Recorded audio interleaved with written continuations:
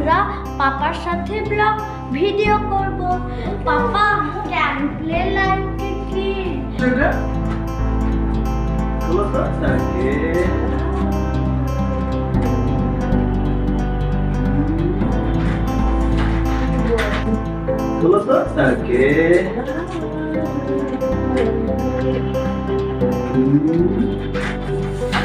সুন্দর করে এটা বলতে হবে, সুন্দর করে পড়ে পড়ে বলতে হবে।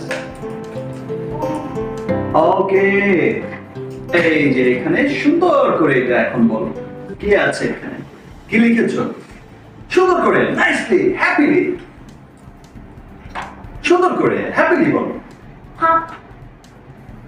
ওটা ছেড়ে বলো, এটা লিখে বলো। Play like a kid. Papa give advice like a friend. Papa protect like